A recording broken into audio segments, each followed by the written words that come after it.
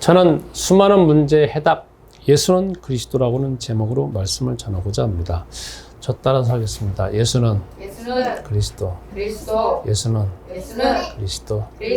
그리스도는 하나님의 지혜. 그리스도는 하나님의 능력. 그리스도는 임마누엘 하나님. 나는 하나님의 자녀. 나는 하나님의 자녀. 나의 영혼은 하나님의 자녀. 나의 영혼은 하나님의 자녀. 나의 유전자도 하나님의 자녀. 모든 문제 끝. 마귀야 물러가라. 성령 충만. 세계 복음화. 전도 제자.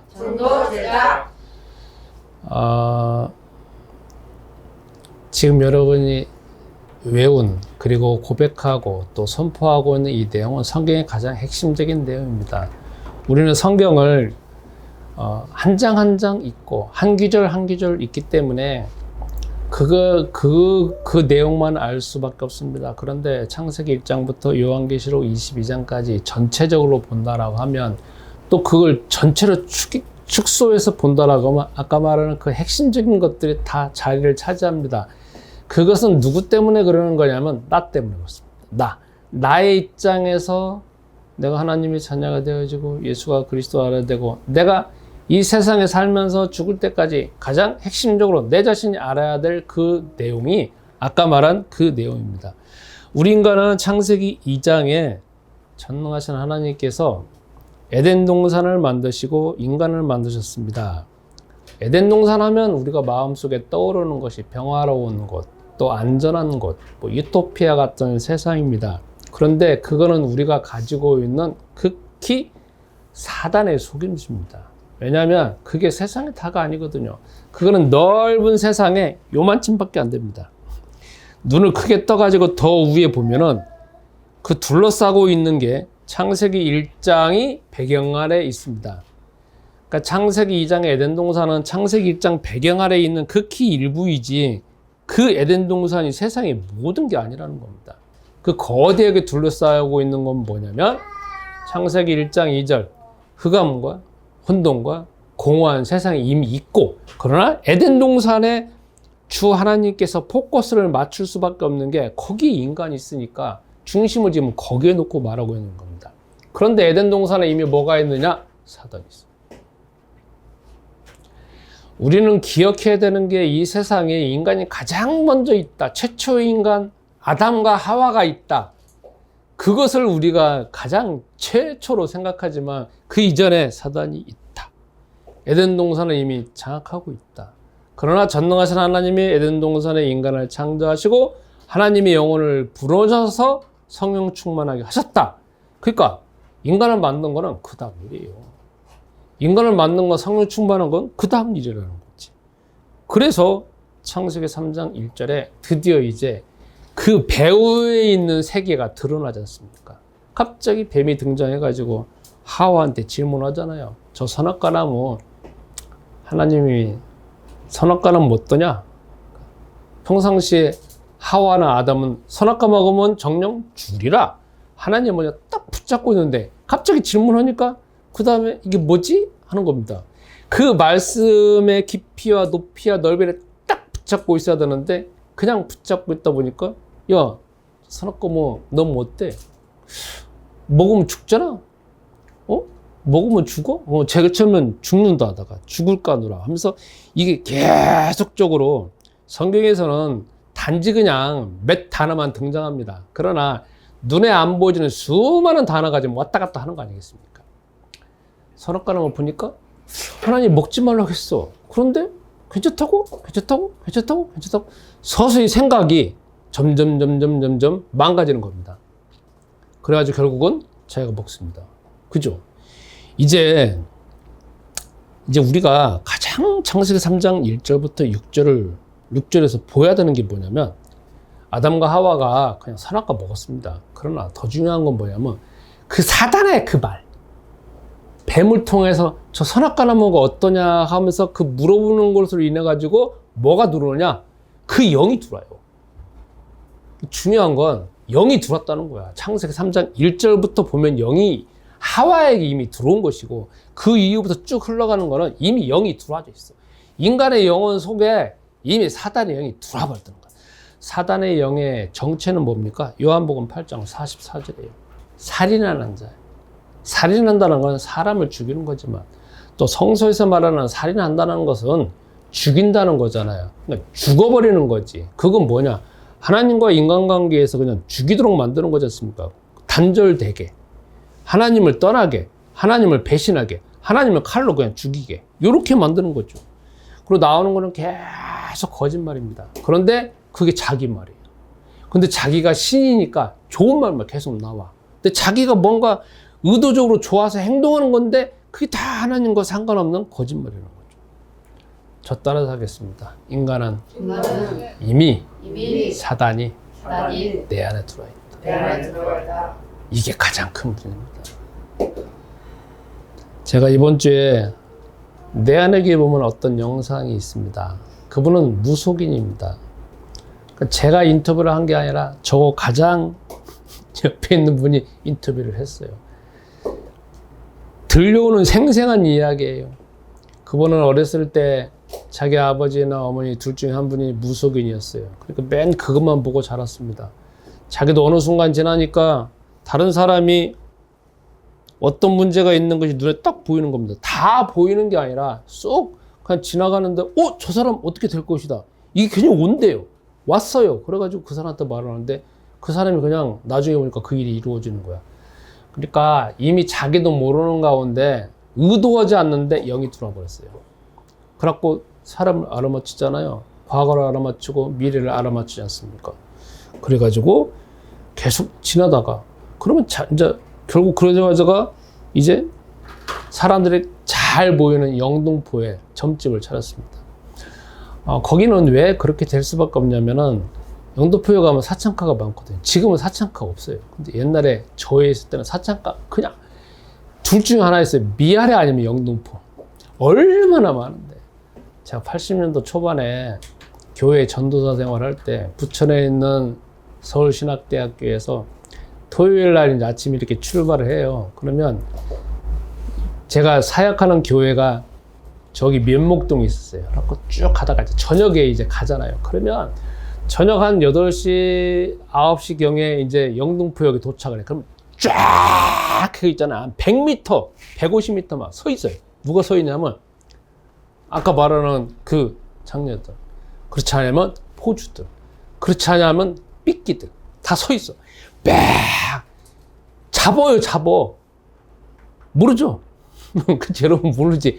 제가 제일 무서웠던 게 그분들이야. 왜냐면 나 끌고 가는 거야. 그냥 이렇게 뭐 몸 보여주는 게 아니라 데리고 가.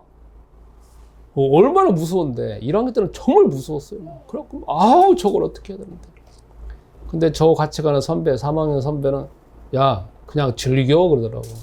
저거 아무것도 아니라는 거야. 제일 처음에는 정말 몸소리치기 무서웠는데 나중에 3학년 되어지니까 그냥 지나가요. 근데 안 건드려 이제. 그 사람도 또 알아. 저기 경험 많은 사람이구나. 안다고. 그러니까 쫙 서 있어. 그러니까 이분이 거기서 점을 쳐줬어요. 왜냐면 많은 사람들이 거기에서 수창가에 있었던 사람들이 자기가 원어졌는데 몸을 파는 일을 하잖아요. 그러니까 그거를 하는데 그것도 자기 몸에 그냥 죄를 짓는 거잖아요. 낮에는 막 온갖 스트레스와 온갖 우울함이 막 밀려오는 거야. 그걸 이제 해소할 수 있는 데가 없으니까 술 먹고 아니면 뭐 오치장하고 해소하는 거지만 그 무속인들 가고 해소를 해요. 그러니까 무속인들이 점도 쳐주고 이것도 해주고 저것도 해주면서 막 하니까 그게 너무 잘 된 거야. 쭉 잘 됐어. 근데 결혼을 했어. 누구 결혼했느냐? 스님하고 결혼했느냐. 그래갖고 자녀를 낳았어. 아들하고 딸을 낳았어.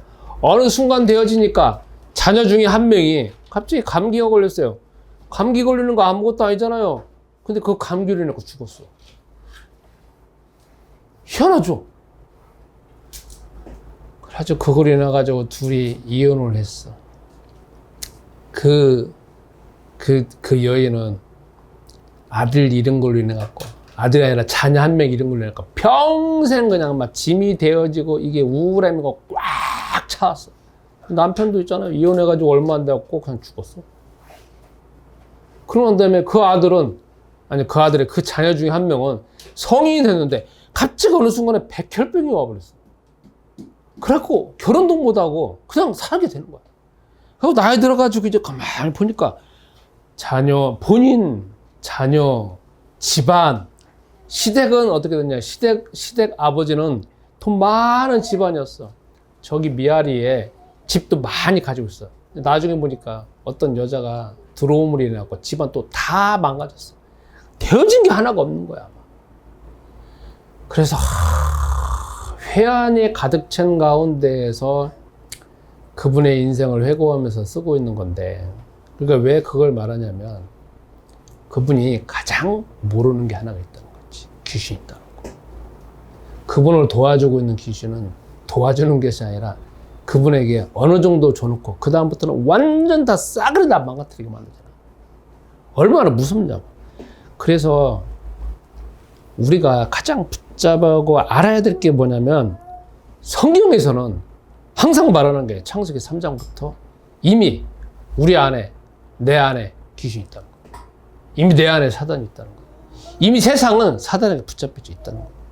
그러니까 우리가 조금 노력해가지고 되는 것이 아니고, 내가 머리가 뛰어나서 조금 되는 것도 아니고 되어질 수는 있어요. 다른 사람보다 좀 나아. 그러나 그 순간만 나아. 그리고 계속적으로 나아질 수 있어. 그러나 어느 순간에 초토화된다. 왜? 사단은 요한복음 8장 44절 사람을 세우고 이루하고 그 다음에 그 사람이 정말 잘 되지게 한다는 게 아닌 거야. 그 사람이 잘 되어진다는 건 그 사람 입장에서 잘 되어지겠지. 근데 사단은 그 사람이 쓸모 있으니까 그게 해준다는 거지. 그러다가 효용 가치가 떨어지면 결국은 다 망가뜨린다. 그래서 여러분, 성경에서는 가장 핵심적인 건 뭐냐? 사단이 있다라는 거. 특히 나한테 있다라는 거. 저 따라서 하시겠습니다. 내 안에 사단이 있다. 사단이 있다. 내 안에 마귀가 있다. 마귀가 있다. 내 안에 내 안에 귀신이 있다. 귀신이 있다. 우리가 속는 말이 있습니다. 세상에 있는 이론, 세상에 있는 학문, 세상에 있는 지식으로 인해서 우리가 이 내용에 대해서 속는 말이 뭐냐면, 귀신 들린 사람은 무속인에게만 있다. 이게 기독교인들에게 가장 보편적으로 우리가 붙잡고 있는 겁니다. 무속인에게만 귀신 들려 있다. 아니면 여러분, 범죄자는 귀신 들렸을까요? 안 들렸을까요? 근데 우리는 범죄자는 저 사람은 환경이 좀 그렇다든지 부모님 잘못만 하든지 아니면 사춘기 때 갑자기 이상한 친구 만나고 저렇게 범죄가 됐다 생각합니다.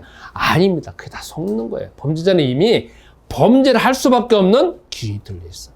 여러분, 이단이나 사이비에 잡혀져 있는 사람이 있습니다. 요즘에 뭐 구천지 만천지 나오잖아요. 신천지. 그 사람들, 거기 있는 교주 아니면 거기 따르는 사람들, 천호동에 가면 있잖아요. 낮에 가면 있어요. 그 사람들은 귀신 들렸어요, 안 들렸어요? 들렸어요, 안 들렸어요? 들렸어요. 무슨 영? 이단의 영. 사이비 영이 이미 장악되는 사람. 그러니까 우리가 좋은 말로 하고 이러면 된다, 저러면 된다 설득하고 그래서 될 수 있어요, 없어요? 안 돼요. 범죄자들, 그 사람들한테, 범죄했던 사람한테 여러분, 그러니까 뭐 좋은 말하고 아니면 뭐 구제하고 그래서 그 사람 영혼 속에 있는 그 귀신 쫓아낼 수 있어요, 없어요? 없어요. 근데 우리는 착각하고 있다는 거예요. 아까 말한 것처럼 그 사람들에게 귀신 들린 게 아니라는 거지. 이단 사이비에 잡혀있는 사람은 그냥 그 사람은 누군가가 말해가지고 꼬여서 그냥 거기 있는 거다. 이렇게 우리가 착각하고 있다는 거야. 착각이야. 그게 뭐냐? 착각이 뭐냐면 귀신 들림이야. 우리도 귀신 들렸다는 거야. 여러분, 정치가들, 권력자들은 귀신 들렸을까요? 안 들렸을까요? 제가 여기서 정치 이야기는 안 하겠지만 우리나라 모 권력자 귀신 들렸을까요? 안 들렸을까요? 그 부인은요? 그 부인 뒤에 있는 천공은 귀신 들렸을까요? 안 들렸을까요? 우리는 그 사람이 권력자니까 권력자고 말합니다. 아니라니까요. 그 권력자 뒤에 있는 영, 그거는 세상을 뒤집을 수 있는 강력한 영이에요. 우리하고 게임이 안 되는 영이라는 거예요. 다시 여러분, 그러면 그건 그 사람의 거지만 여러분 귀신 들렸어요? 안 들렸어요? 한번 물어볼게요. 여러분 사람하고 대화를 해요. 그러면 주로 대화할 때 걱정 많이 하죠. 자, 당장에 저 같은 경우에 제 친구를 만나거나 하면은 다 미래 걱정이야. 야, 너 연금 들었어? 안 들었어? 너 지금 돈 별로 없는데 지금부터 열심히 일해야 되는 거 아니야? 네 자녀들은 너 하나도 안 도와줘. 지금 시대는 네 자녀도 밥 먹고 살기 제일 어려운 시대인데, 야, 너 네 자녀 빌어붙여갖고 살 수 있어? 너 돈 얼마나 있어? 나 그럼 없어. 그러면 석기 너 지금 어떻게 되냐 이거야. 너 이러다가 자식아 굶어 죽어 마. 그러니까 대화가 뭐냐면 다 뭐냐면 걱정, 근심이야. 그러면 쫙 밀려와. 여러분, 미래에 대해서 현재에 대해서 걱정, 근심하는 거는 귀신 들린 거예요, 안 들린 거예요? 제가 잠깐 네이버를 찾아봤어요. 우리가 옛날부터 상식적으로 들리는 말이 있어요. 사람이 걱정하는 40%는 절대 일어나지 않는 일이래. 절대 일어나지 않는 일이래. 근데 그걸 걱정하고 있대. 그리고 30%는 이미 지나간 일이래. 과거의 일. 아니면, 그러니까 이미 지나간 일이래. 그런데 그거 갖고서나 우리가 또 걱정을 한다. 그러니까 70% 되죠. 그죠? 아까 40%는 절대 안 일어난 일과 걱정하잖아요. 자, 40%. 그 다음에 30%는 과거에 일어났던 일, 그거 걱정을 한대. 그럼 70%죠. 30%는 거 70% 됐죠? 그 다음에 22%는 뭐냐면 사소한 거래, 사소한 거. 해도 되고, 안 해도 되고, 생각해도 되고, 안 해도 되는 거래. 밥 먹을 때, 야, 뭐 숟가락 하나 더 얹어야 돼? 아니면 뭐 2개 얹어야 돼? 3개 얹어야 돼? 뭐 그러면 숟가락이 짝짝이 아니다. 그런 거 있잖아. 사소한 거. 그럼 벌써 22% 들어오면 92%네.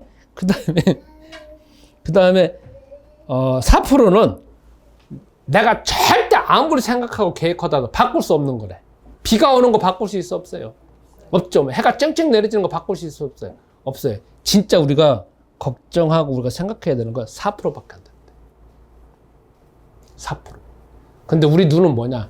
4%에 진짜 해결해야 될 일은 4%에는 안 가고 96%에 걱정을 하다가 보니까 4%도 생각을 안 하는 거고 진짜 거기를 바라봐야 되는데도. 그러면 그 귀신 들린 거예요? 안 들린 거예요?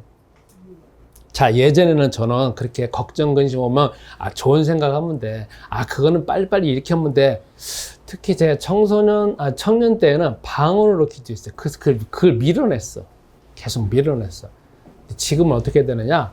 사소한 거, 아까 말하는 96%의 그거는 다 뭐냐? 귀신 들린 거예요. 귀신 들린 거야. 인간은 영적인 존재야. 여러분이 또 인정 안 할 수가 있습니다. 그런데 상담 심리에 보면 대상관계라고 하는 이론이 있어요. 그러면 인간의 영혼이 있지만 수많은 대상에 둘러싸여서 그래서 그 대상과의 상호작용으로 인간의 자아가 형성되었고 살아간다는 거예요. 그 수많은 대상이 다 뭐냐?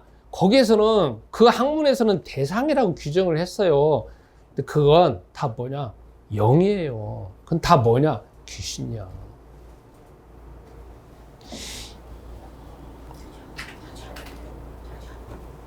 자, 여러분이 어떤 사람을 만났을 때 막 이래저래 막 비판을 해요. 그거 영이에요, 아니에요? 정상적으로 우리가 어떤 사건에 대해서 아까 말한 것처럼 4%의 거기에 대해서 비판하고 그 다음에 거기에 대해서 또다시 뭐 자료를 찾아보고 해가지고 막 합리적으로 뭐 추론하고 그거는 괜찮아. 그러나 대부분의 거는 뭐냐면 다 비판하는 거잖아. 상관없는 거. 그게 다 뭐야? 귀신 들린 거야.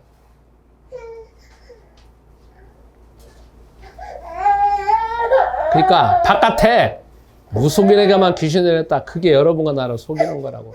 나는 이미 그냥 머리 끝에서 발끝까지 24시간 365일 자, 밥 먹는 거 의식주 걱정해야 안 해요?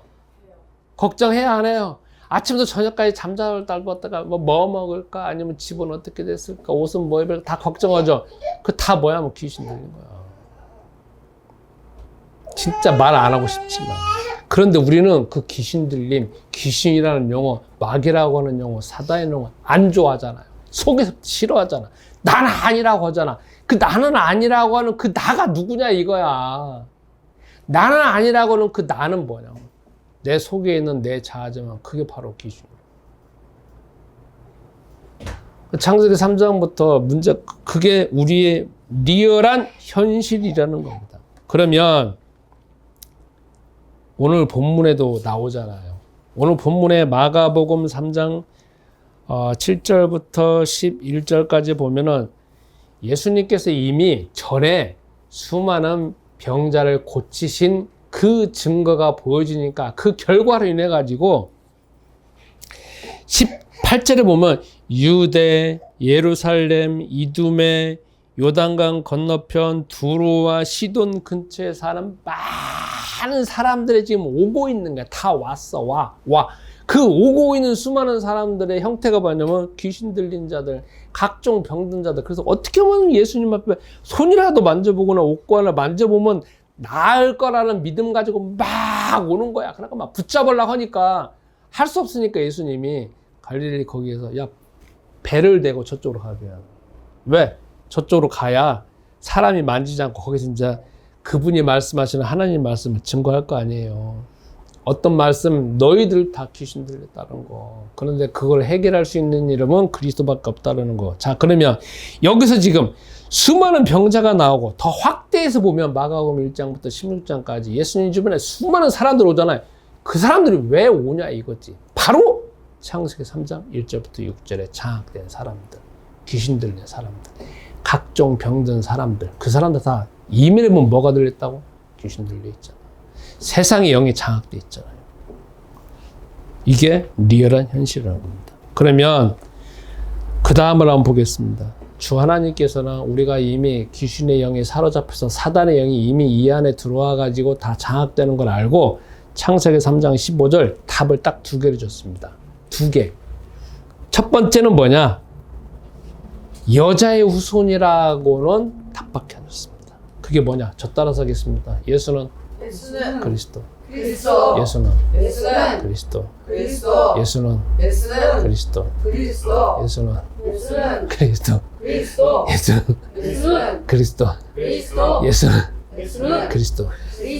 답 하나밖에 안 줬어요.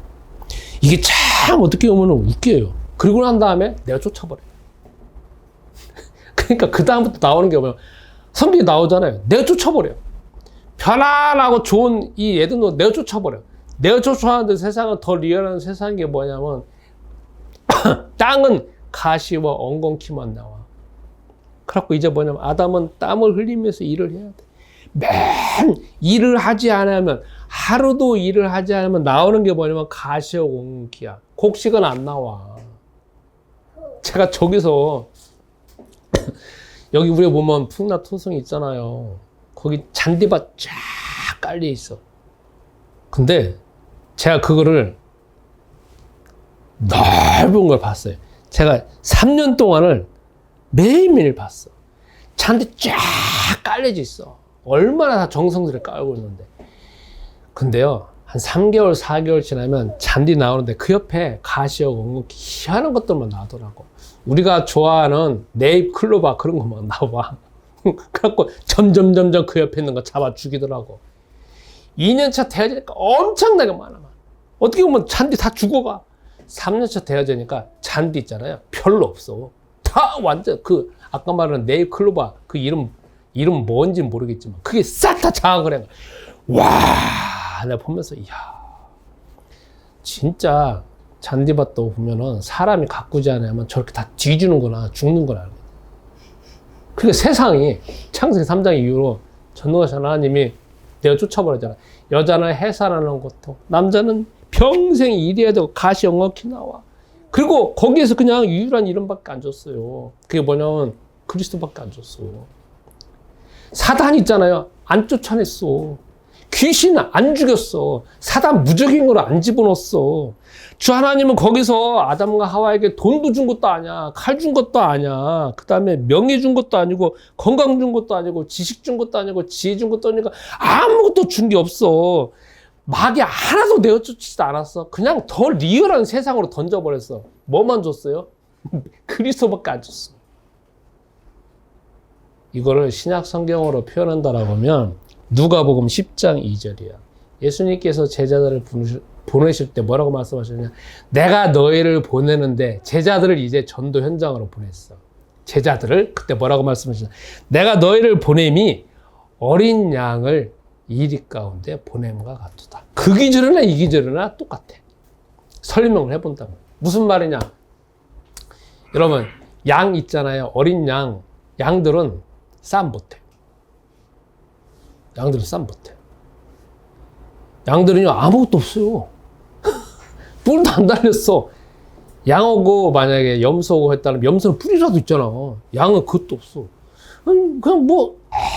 그냥 그냥 이 세상에서 가장 나약하고 가장 약하고 가장 불쌍한 존재가 양이야. 근데 여기는 일이 나오잖아요. 제가 일이를 검색을 해보니까 이리가 뭐지? 저는 늑대는 알고 고요태는 알고 근데 이리가 뭔가 했는데 이리하고 늑대하고 동일이래. 동격이래. 그런데 늑대도 종류가 많대. 한국에 있는 늑대도 있고 한국에서 살았던 늑대도 있고 여기서 말하는 늑대는 여기서 말하는 이리는 뭐냐면 회색 깔 있는 늑대래. 그거를 이리라고 한대. 근데 그 늑대는 늑대 중에서 더 크대. 그래서 주로 어디서 사냐면 몽골, 러시아, 시베리아 근처에서 사는 늑대대. 그걸 릴이라고 한대. 그러면 예수님이 그러셨잖아. 내가 너희를 보내는데 니네들은 짐 어린 양이다 이거야. 세상에 보내는데 늑대들, 회색 늑대, 늑대 중에서 가장 강한 늑대, 그리고 큰 늑대들이 완전 드글드글 거리는데 내가 너희를 보낸대.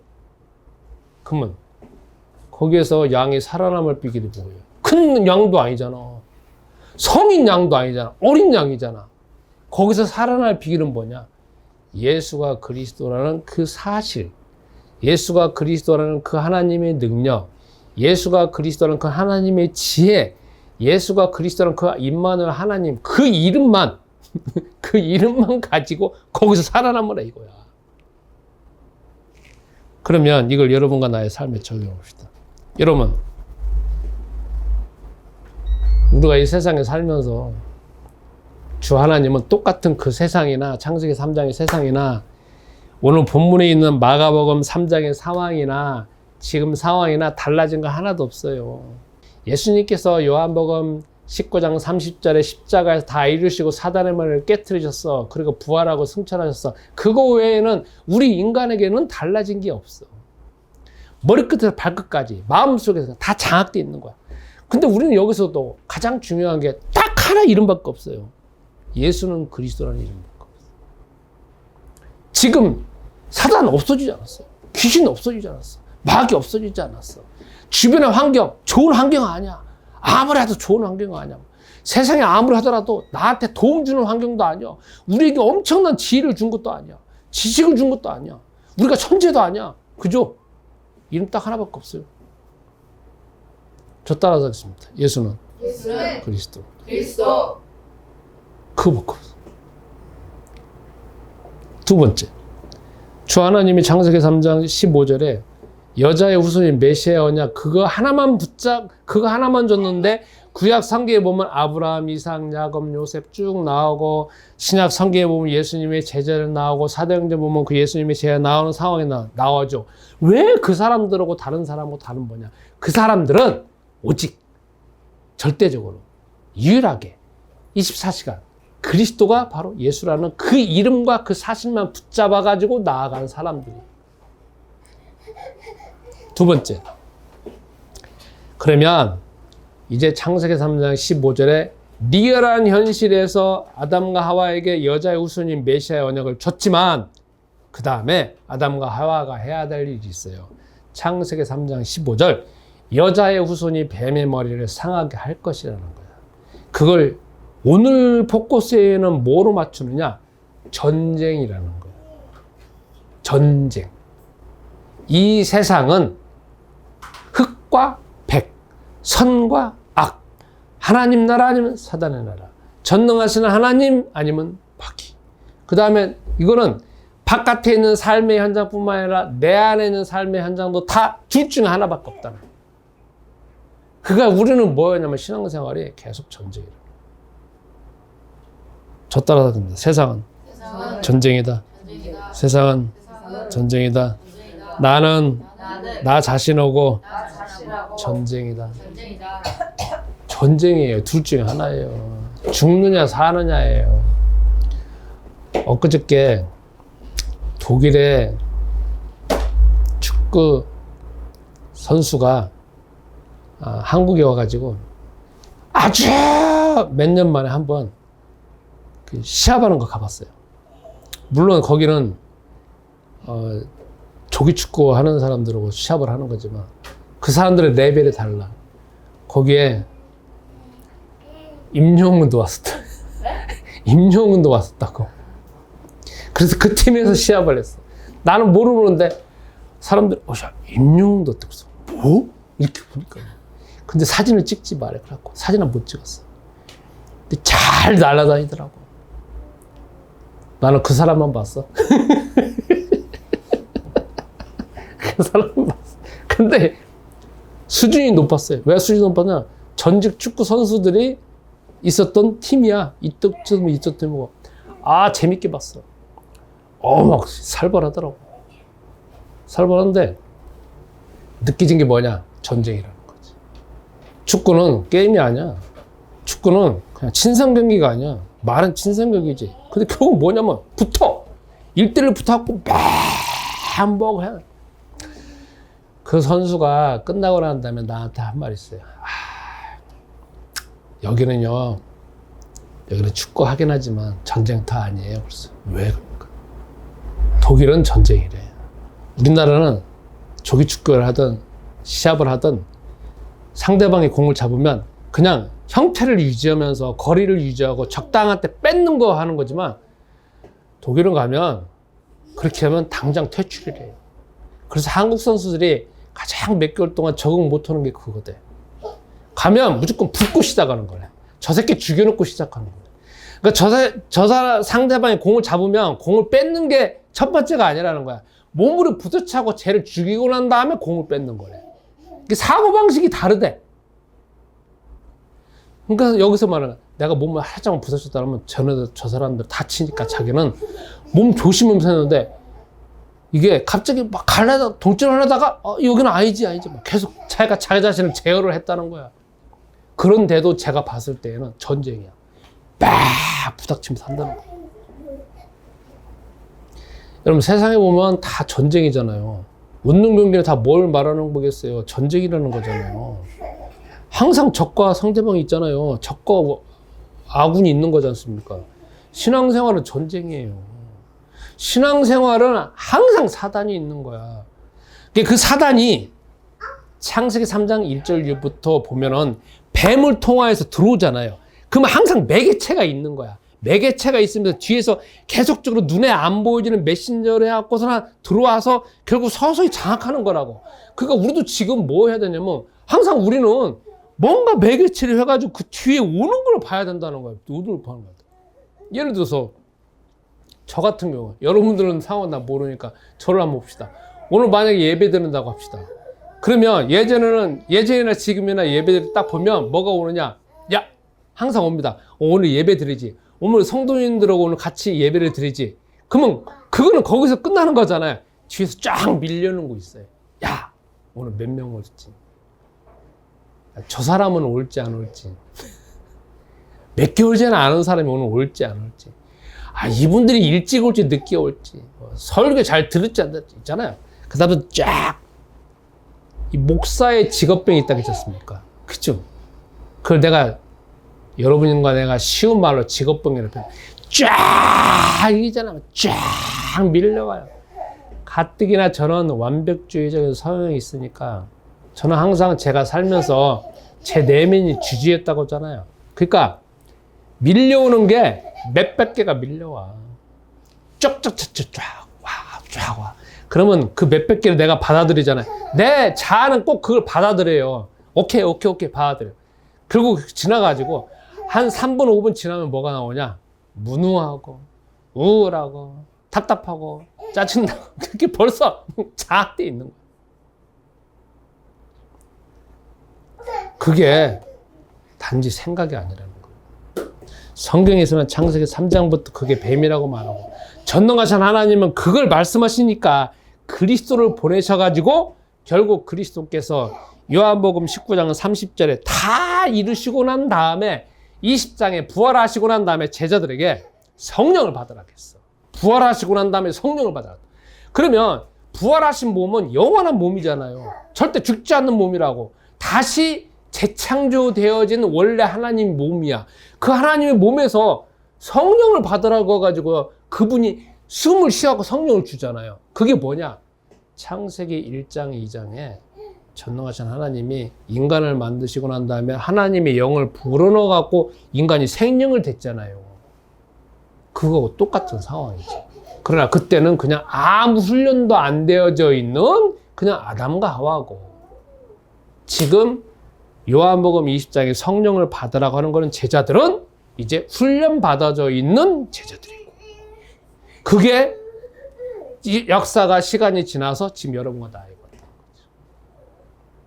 그러니까 우리는 내가 요한복음 1장 12절 영접하는 자에게 그 이름을 믿는 자에게 하나님의 자녀가 되는 권세를 줬다. 요한복음 14장 14절, 요한복음 14장 16절에 성령을 받으라고 하는 것, 우리가 그 안에 성령이 들어온 거는, 이 안에 들어온 거는 내 속에 그냥 만들어진 것이 아니라 하나님의 영, 영원하신 영, 그리스도의 영이 지금 우리 안에 있다.